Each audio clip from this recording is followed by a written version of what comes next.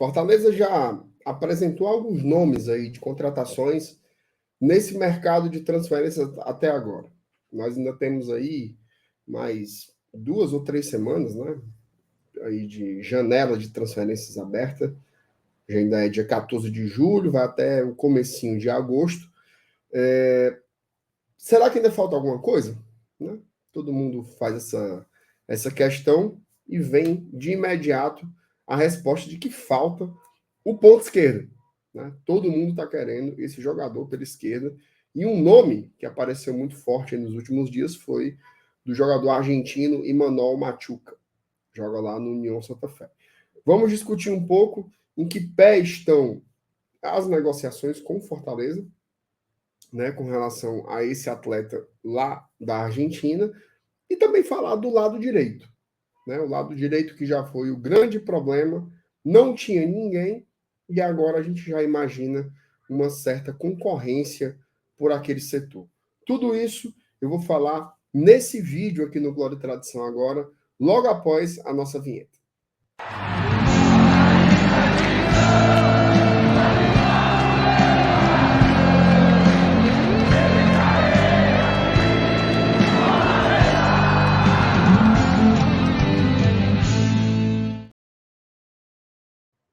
Bom, vamos lá. Lado esquerdo do Fortaleza. Né? A gente começou a temporada ali com duas grandes opções. A gente começou com o Pedro Rocha e com o Moisés. Né?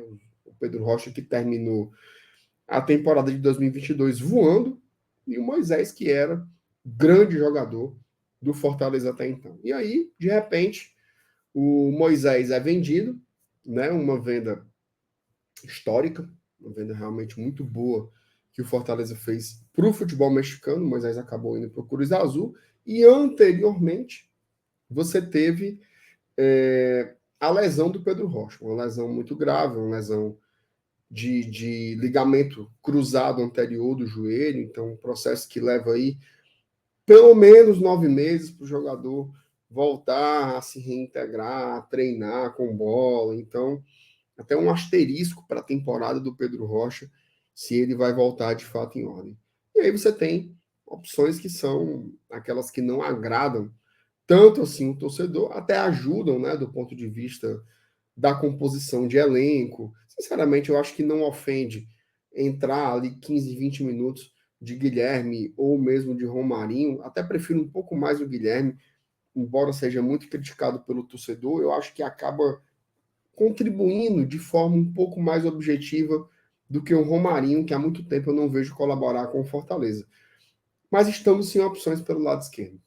Né? De fato, não dá para contar só com esses dois jogadores. O Vojvoda às vezes testa colocar o Caleb por ali, ou mesmo o Pochettino, mas com características diferentes. Eles não têm velocidade, né? Não são jogadores que vão ser agudos ofensivamente. Até vão pisar na área em alguns momentos, mas jamais para fazer o que o Pedro Rocha ou o que o Moisés faziam aqui no Fortaleza. Então tem esse grande espaço por ali, e o nome do Imanol Machuca foi um nome que apareceu forte, tá? O que é que a gente tem de informação? Nós tivemos duas informações direto da mídia argentina, tá? Direto de setoristas lá do país argentino, onde joga o Imanol Machuca, ele é atacante do União Santa Fé. A primeira informação é que o Fortaleza teria oferecido 1,5 milhão de dólares, tá?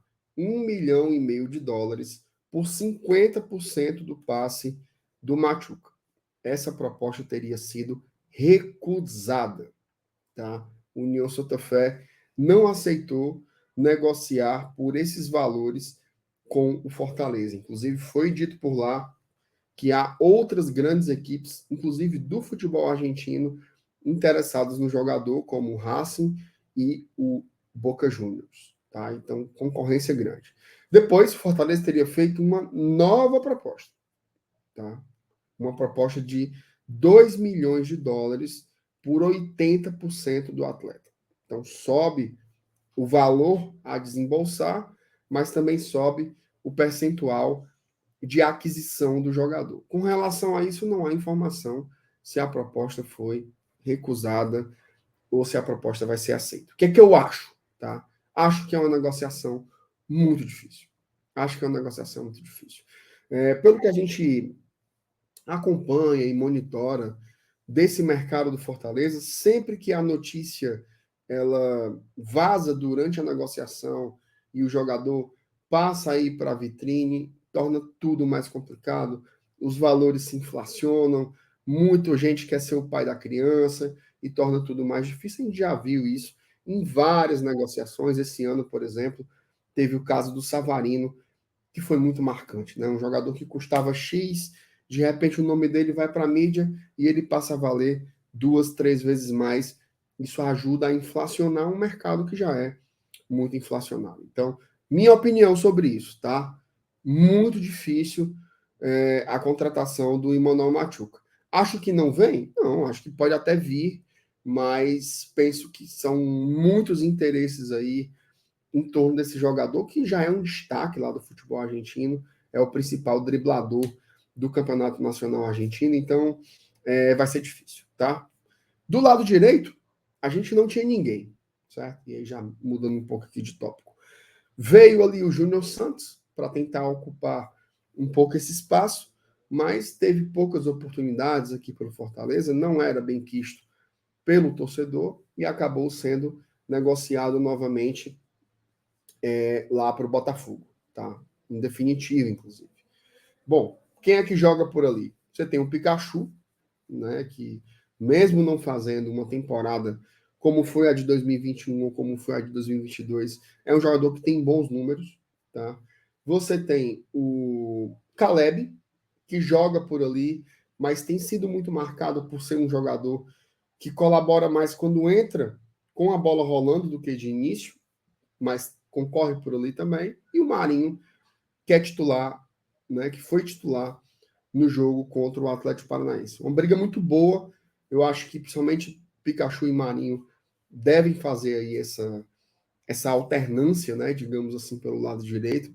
Mas aí vamos ver o que é que o Vojvoda vai optar. Acho que o Marinho precisa fazer alguns ajustes ainda defensivos, precisa pegar